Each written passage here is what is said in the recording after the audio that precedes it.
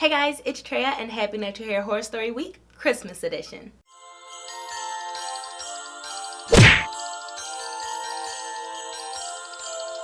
So as you guys know, you'll be getting 5 natural hair horror stories leading up until Christmas. So I hope that you watched yesterday's horror story because it was crazy. The cousin snuck in. You know what? I'm not even going to tell you. You have to go and watch it for yourself because it was crazy. So make sure that you go and check it out. I have a whole playlist dedicated to natural hair horror stories. So if you love these, you can go and binge watch them. I'll have the playlist down below.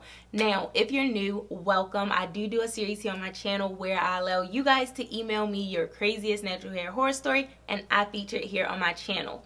Now, the only thing with that is you have to make sure that the email is detailed. Try to include pictures if possible and email it to me at sendtotraeh@gmail.com. So yeah, that's all you have to do and I will hopefully feature your horror story soon. So yeah, I'm not going to ramble. You guys know I ramble a lot. I'm not going to ramble, but I am going to ask you guys to hit the subscribe button and let's just jump into it. Alright y'all, so let's see what we got today. So the email says, "Hi Traeh, I've been watching your videos for a while now and I was inspired by your other natural hair horror stories. So here's mine and it's a long one. We love the long stories. Make sure that you go and grab a snack, grab your dinner, grab something, okay, because it's a long one." So it says, "I've had a long run with bad stylists, so I've been doing my own hair for about 2 years now. I've always been natural except for 2 perms my mom let me get after begging her, but she didn't let them stay in long and they really didn't affect my hair. I have also always had long hair. The shortest it had been is collarbone length. I decided to start taking better care of my hair the summer I started high school. I had discovered YouTube and the natural hair community. I'm a freshman in college now for reference. My mom decided I should go to a natural hairstylist to keep up with my hair because she didn't think I could do it myself. She was right though. I really didn't know what I was doing and I didn't have money to pay for many natural hair products. Well, the stylist my mom took me to did my hair for 3 years. I will say I learned a lot from her. However, there were many cons. I would be at her shop all day. I mean, from sun up to sundown. My whole Saturday would be taken up. She was very unprofessional. I would ask her to do a particular style and I walk out with something completely different from what I asked. I hate that. I hate that. One time I showed them a picture of the style I wanted them to do and they said that I'm not going to do it exactly like that because I don't copy other stylists' work. And it's kind of like, I understand what you mean. Like, I understand what you're saying, but I want this style. I don't want your little recreation. I want this style. Anyway, my hair would still be wet and I would end up doing it myself when I got home anyway. Oh nah. Another thing is that she always wanted to clip my ends and she would only do it if my hair was straight. Every 6 weeks she started asking my mom when I would get my ends clipped again. She always charged my mom a lot more money to straighten my hair because it was so thick. It was about $65. I argued with her and asked her why she couldn't clip them while my hair was curly, but she said you couldn't. She said it was impossible. I may have been young, but I'm not stupid. The tipping point was when she changed the product she used in my hair. My hair was getting a little longer and I started to notice that the smell of the shampoo and conditioner had changed. I don't like where this is going, y'all. I don't like where this is going.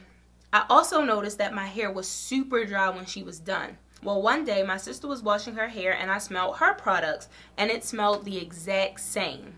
She had started using Suave in my hair. Don't get me wrong, that's not a bad brand, but to be paying a professional hairstylist to use Suave was unacceptable. My mom asked her about it and she said that my hair was too thick and that I was going through her products too fast. Well, my mom didn't pay her to use drugstore products she could use by herself. After 3 years, my mom got tired of putting up with her and my hair wasn't growing. It was actually breaking off.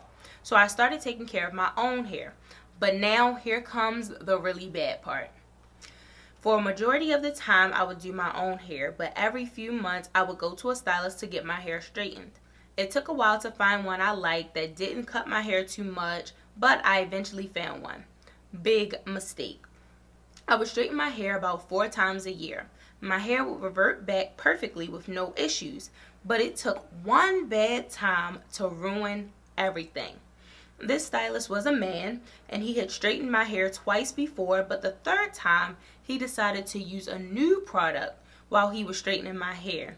It was a gloss-like spray, but he sprayed it too close to my hair, and then he put this cream on my scalp.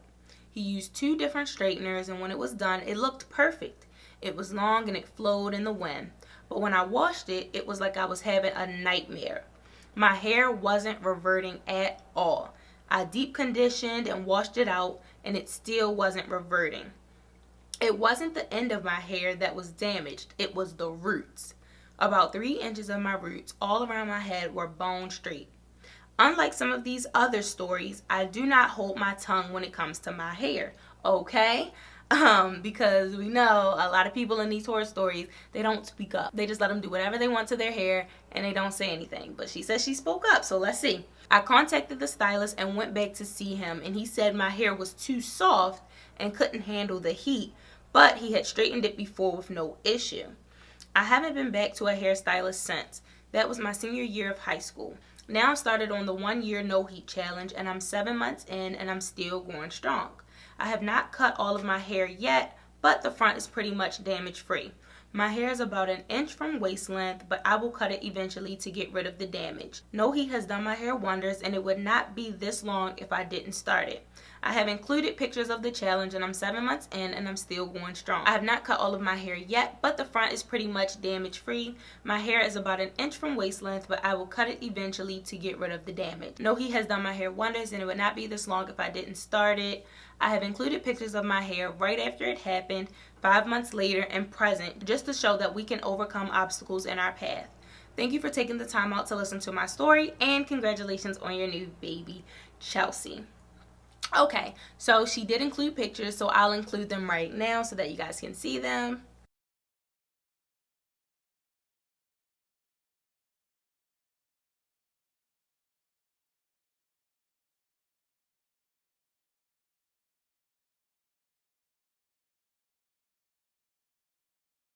Alright y'all, so usually in our natural hair horror stories, we typically blame the stylist because some of these stylists be dead wrong. But sometimes we have to hold these clients accountable. I personally don't blame the stylist for what happened just because when you use heat on your hair, there are risks. And the most common risk is heat damage. So yeah, she said that he straightened her hair before and it was no problems. It came out pretty and her hair would revert back. And then she said it took that 3rd time for him to straighten her hair and it didn't revert. That's just the risk you take when you decide to use heat on your hair. Yeah, maybe when you use heat once or twice, you may not get heat damage, but eventually after that continuous use of heat, you may end up getting heat damage. And I feel like that's the case here in this story with Chelsea. I feel like that's just what happened. The stylist said that her hair was too soft and it couldn't take heat, and he's probably right. So for that reason, I just can't blame the stylist for you getting heat damage. Yes, he straightened your hair. With straightening comes damage. A lot of people may straighten their hair and they never get heat damage. You may straighten your hair one time and you get heat damage. You just never know. So you can't really blame the stylist for you getting heat damage. If you don't want heat damage, don't use heat. So yeah, I can't really blame the stylist in this story. You guys have to let me know down below if you think it was the stylist's fault for her getting heat damage. You guys have to let me know. But personally, I feel like that's not his fault. But I'm glad you're doing the no heat challenge. I would definitely recommend you guys to not put heat on your hair. If you do decide to use heat, know that there are risks. You may get heat damage. Your hair may not revert. And also, if you do decide to use heat, make sure that you're using a heat protectant and you're not straightening your hair as often. And that's the thing. A lot of you guys ask me, when am I going to straighten my hair? And I'm not, okay?